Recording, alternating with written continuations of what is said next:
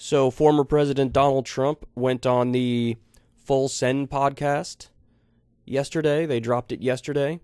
This podcast is interesting to me. I haven't watched a lot of it, but I've seen a handful of episodes. Like I watched the John Daly episode, and a couple others. And I mean, the podcast is wildly successful because it's just like a bunch of regular dudes talking regular dude shit. And so, you can see the appeal of it. I feel like authenticity is everything today, because for so long, whenever people are in front of a camera, they put on like a fake persona, and people are sick of that. And so these guys have built a very successful podcast. But, this is one of those instances where the fact that they're not really all that well politically versed has a massive downside.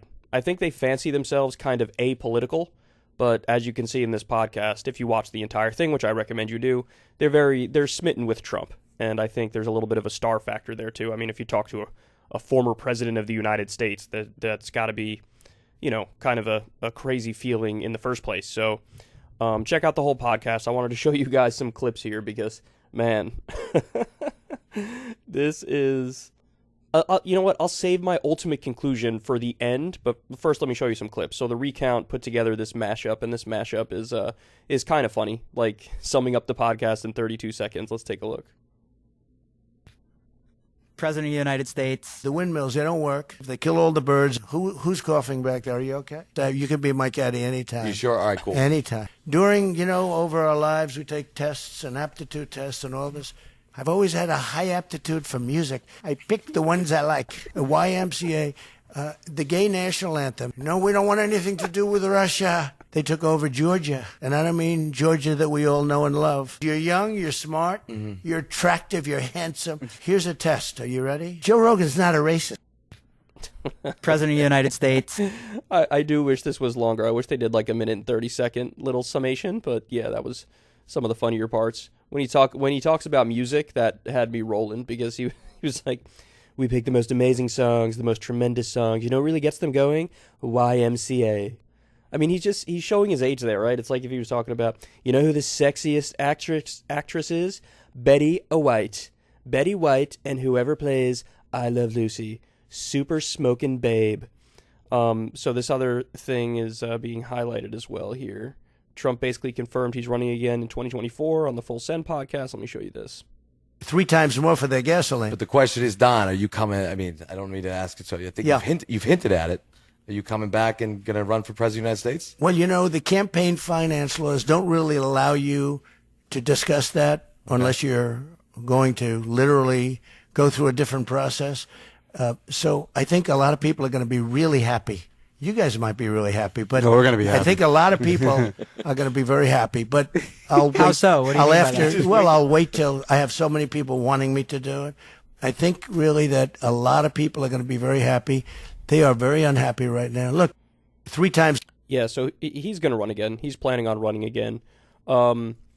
He also confirmed this at his CPAC speech, and not many people caught the moment for whatever reason, probably because he's teased it and dangled it in front of people for a while now, but he said in his CPAC speech something along the lines of, like, we rebuilt the country once, we rebuilt it once, and you know what? We're going to do it again. And so that, that tells me 2024 is on his mind. He's made his mind up. But yeah, what he's talking about there is the way you raise money as a candidate. If you sort of tease it for a while, there's a more direct way that you can raise money. As soon as you announce, like, hey, I am going to run for president, then a whole bunch of other rules kick into effect, and you can't raise in the gargantuan sums from individual people anymore. Like, the way... It's just more complex and complicated to raise the money once you admit that you're running. Once you say, I'm actually running. So if you don't say it and you just tease it, that's a loophole where you can raise like gargantuan sums of money one at a time, where a lot of the campaign finance rules don't kick in yet. So I still have some more here. I want to run through some more of this with you. Here we go. Rogan's not a racist. No. Okay. And he's a very interesting guy that people like listening to. But, they've been hitting him very hard. I did tell him one thing: stop apologizing. Stop apologizing. What was his reaction to that when you told him? I don't know, because I got the word. I put the word out. Did he ever reach out to you about going on?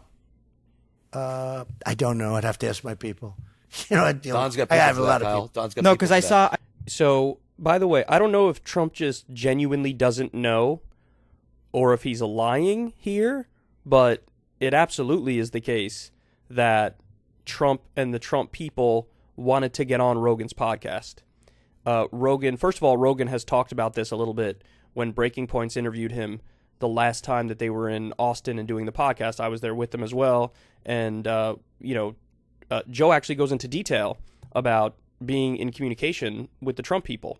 And if I remember correctly, one of the things Joe said was they wanted me to go to the White House, and I didn't like that. They wanted me to go to the White House, and they only wanted to give him like 30 minutes or something like that. And he was like, look, man, that's not how I do interviews. And he didn't want to feel like he was being used for political purposes to allow Trump to gain more popularity. He wanted to have, the same way he had Bernie Sanders on the podcast and you talk for an extended period of time and he's in the studio. And he wanted to really get into stuff more. Now, the other thing that I'll tell everybody is when Joe was considering it, he was considering having Trump on. He actually emailed me and asked me, like, if you had the opportunity to interview Trump, what are the questions you would ask? And so what that told me is, when you're talking about interviewing a president, and at the time it was a sitting president, he was still president at the time, Joe did take that with an extra level of responsibility. He did view that as like, look, if I'm going to do this, I'm going to do it right. I can't just ask softball questions. I can't just, sit there and play patty cakes and go along to get along and giggle. Like, I have to ask real questions because this is the most powerful person on planet Earth. This person is the commander-in-chief. They control the most powerful military the world has ever seen, the most powerful military in human history. They have, a drastic impact on domestic politics and economic politics. I mean, think about the stuff that the president can do just through executive order and do legally through executive order. So I think Rogan felt a heightened level of responsibility if he was going to interview Trump, and he took it seriously. So I don't think I'm the only one he reached out to ask that question. Like, hey, what would you ask Trump? But he did ask me that, and I sent him, an email with a bunch of questions that I would ask. And Joe, was thinking about whether or not to have Trump on. Ultimately, he decided not to because he felt like he wasn't going to be in his element. He wasn't going to be in the zone. He wasn't going to have, he wasn't going to have Trump in his studio, and the interview wasn't going to be on his terms. So he's like, look, I don't need this. I don't need this. He didn't want to be used by the Trump campaign as like some sort of a weird endorsement, And not to criticize these full send guys too much, because again, I think they fancy themselves kind of apolitical, but the fact of the matter is they're sort of doing the thing that Rogan felt like he had too much integrity to do.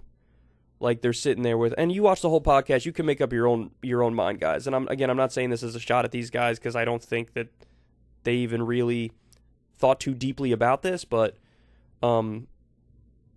they ended up, there's a roundabout weird kind of endorsement. I mean, some of the guys even just flat out like endorse him in the podcast. But when you're talking to somebody who's a president or a former president, it's like a heightened level of responsibility. You got to ask real questions. Like, it's serious. This isn't just like hanging out with your boys and shooting the shit, which there's absolutely nothing wrong with hanging out with your boys and shooting the shit. In fact, that's really fun. But when you act like Trump is your boy, or any president for that matter, if you were interviewing Biden, if you were interviewing Obama, that just shows, I just think it's sort of wildly irresponsible. It's their podcast. They can do it however they want to do it. But, this has an impact. This has an effect. This totally serves as like a giant boost for a guy like Trump. Because these guys are young. They probably have like a young, dedicated fan base, a lot of listeners and viewers. And so, there's some like 19-year-old person out there watching this who's like, damn, I fucking love Trump after watching this. They don't know anything about his policies and the stuff he did and what he implemented. They know nothing. They don't know that his biggest legislative accomplishment was a tax cut for the rich, where 83% of the tax cuts went to the top 1%. They don't know that that same bill had in it incentivizing outsourcing U.S. jobs, and this is at the same time that Trump goes around pretending like he's the protector of jobs, that he's not going to outsource the jobs when there was a net loss of factory and manufacturing jobs under him. They don't understand that. They don't understand that that Trump took $1 million through his inauguration, the big inauguration event. He took $1 million from the predatory payday loan industry, and then as soon as he got into office, he scrapped the regulations that were supposed to crack down on that industry, because that industry really is predatory. And not only did he do that, he threw out the court cases that were ongoing at the time against this industry for being so predatory. So it was, I scratch your back, you scratch mine. They gave him $1 million for his inauguration. He turned around, threw out the court cases against them, threw out the new regulations that were going to come up. You know, these things matter. These things are important. And if you're not taking them seriously, just, opt out. I know there's a whole clout angle here, but maybe the clout is really not all that important in the grand scheme of things. All right, let's continue. There's a few more moments I want to share with you guys. I thought I saw back in, I think during the debate times, you said that he should moderate a debate. Yeah, he'd be much better. That, yeah. Well, he's much more talented than Chris Wallace. That'd be great. No, he's a much more talented person than just about all of these moderators. I think that's true. Joe would be a better moderator than any of the mainstream media types. Rogan should moderate an debate. No, I said let Joe 2024. What if they let Don Lemon in? Well, look, I called him the dumbest man on television, so he's never gonna love me. That's totally true too. Don Lemon is not that bright, but keep it real, Trump's not that bright either. Hey, it's very interesting. Yeah. Here's a test. Are you ready? This is a test for everybody. It'll be a small group of people. This interview will have millions and millions of people, assuming it's not touched. Let's see if they allow you. I hate to say this to you because you guys are going to chicken out, I guarantee. We don't chicken out, Don. If you put up this whole thing, watch. We don't chicken out, Don. If you, Don, we don't chicken out. I'm telling you right now. You don't chicken out? Don, we don't chicken out. Ready? Let's hear it. If you put up this whole interview, let's see what happens when Instagram and Facebook and Twitter and all of them take it down. And let's see what happens when they threaten you and all that. Because we don't have a free press in our country. Mm-hmm. We have a press not so different. This is the beginning of communism. We have a press not so different. Okay. All right, hold on. So look, the point about like the social media censorship, I mean, he's largely correct about it. Now he has this untrue angle to it of like they only go after conservatives. That is definitely not true. The Donald Reddit page was pulled down, but so was the Chapo Trap House page. Yes, you have far-right people pulled from Twitter, but you also had like numerous prominent Antifa accounts that were pulled from Twitter.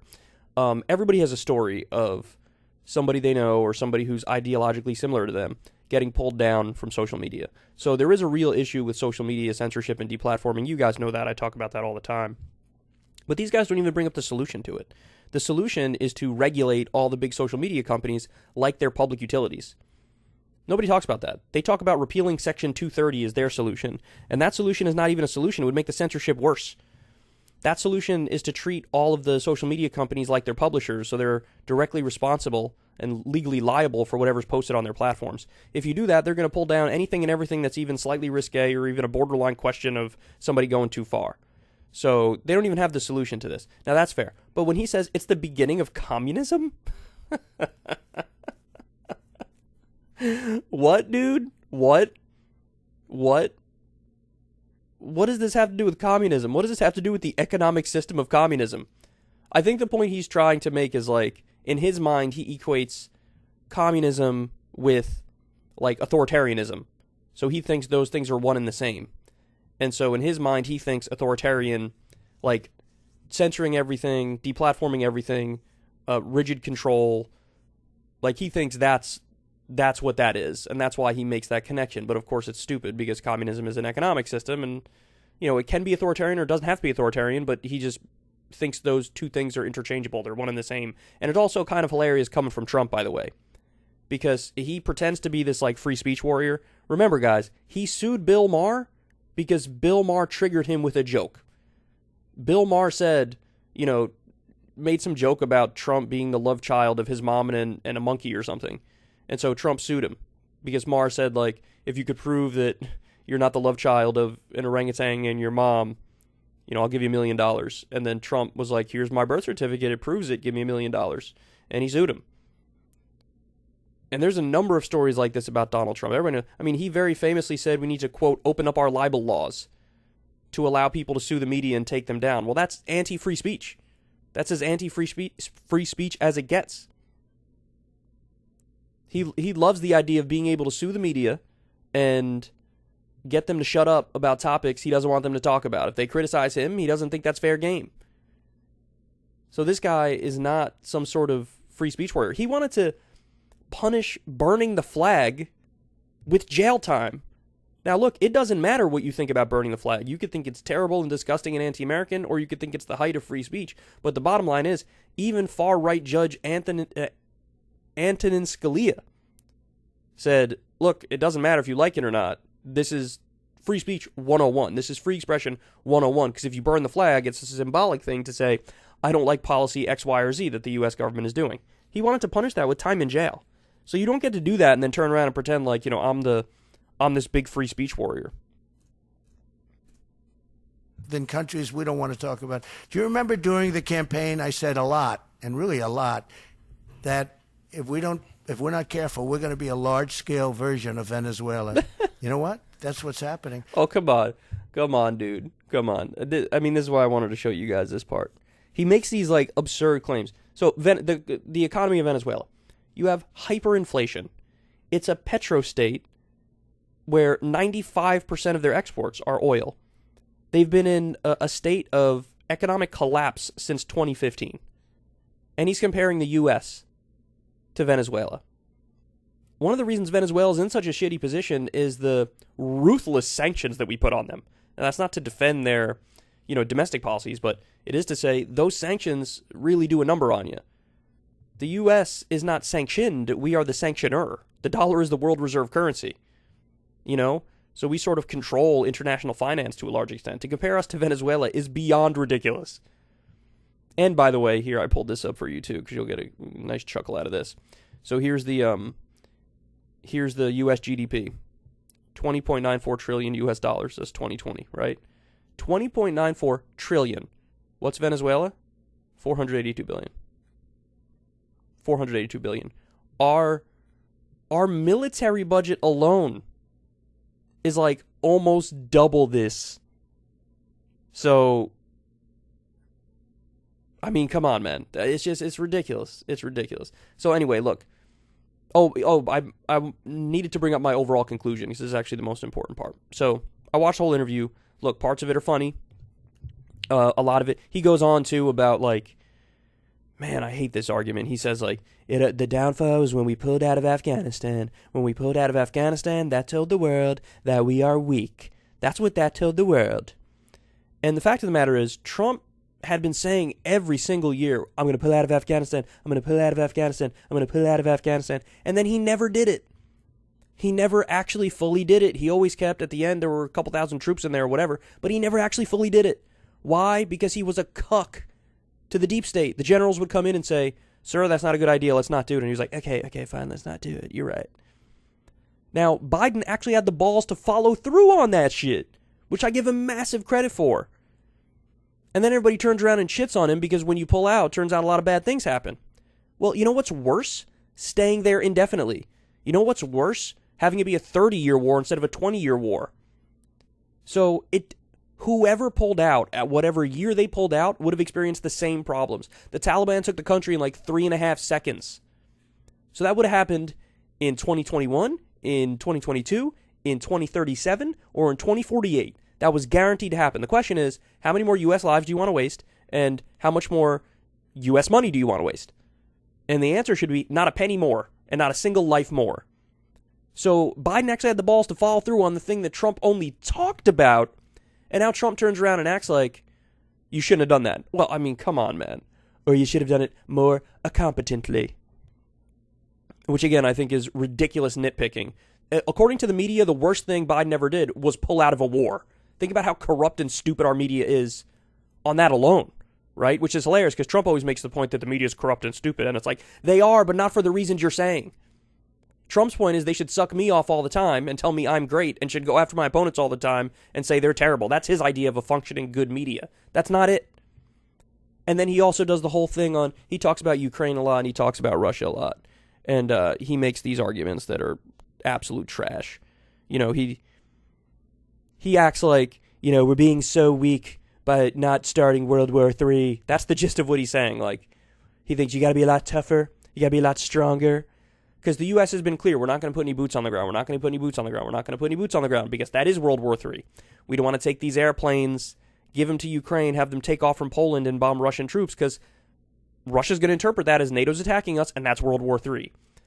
But Trump is out there like, you know, I showed how to do it. I showed how to do it with Kim Jong-un. We were very tough there. It was a very rough period for a month, and then we got along. So his point is like, yeah, go on Twitter, threaten nuclear annihilation, and then he'll back down and we'll be good money. And it's like, I'd rather not roll the dice on that, Dippy. I'd rather not do that, Peckerhead. Like, if you want to tweet some nuclear threats, and then it becomes like a 3% chance that the nukes are going to be in the air within 20 minutes, I'd rather not have that 3% chance. I'd like to keep the chance down at 0.00001%, please. Thank you very much. But he's reckless, man. He's reckless. He's reckless. So, but anyway, this is his whole argument is like, you gotta throw your dick around a lot more. And it's like, you know what, man? It's not all about you, and sometimes honesty is the best policy, and I'd rather de-escalate and go down that path as aggressively as possible versus escalate and hope that he backs down. Because clearly he's acting erratically enough to invade all of Ukraine in the first place. So that's erratic enough where I'm not going to roll the dice on some escalatory shit. Now, we're still escalating in other ways with way too many sanctions that go over the top and hurt Russian civilians. But this is a whole nother level of escalation, and he acts like you should be tougher, you should be tougher. Now, anyway, again, my final conclusion is, man, he's going to be a force to be reckoned with. Because watching this podcast, listening to this podcast, I'm reminded, Trump's favorite thing is campaigning. That's his favorite thing. He loves going out there and talking to people. He'll talk to anybody. He'll talk for an extended period of time. He loves the sound of his own voice. He's a master at sophistry. So even though he's a colossal bullshitter, he has that straight shooter vibe to him. And so there are going to be a lot of people who watch this shit and be like, I like this guy. You know? And his Achilles heel is that he can't shut up about January 6th and the rigged election and stop the steal. Polls show Americans are like, www.getoverit.com. You're wrong about that. You always been wrong about that. And you got to understand, like, we're past it. So his Achilles heel is that he cannot shut up about that. But outside of that one obvious gigantic flaw, people are underestimating him again, man. They are. It feels just like 2015 and 2016 in the primary when people are like, we've hit peak Trump. There's no way he's going to go further. And then he did. So he's going to be a force to be reckoned with. You know, he connects to a whole world that's just like looked down upon by mainstream media. You know, the world of podcasts, the world of alternative media, independent media. And I wouldn't be surprised if Trump eventually goes on like Tim Pool's podcast or some shit. So I think he's going to be a force to be reckoned with. Clearly he's running again. And so buckle up, because whether it's Biden or whether it's Trump or whether it's anybody else who's in the running, we're not in good shape right now.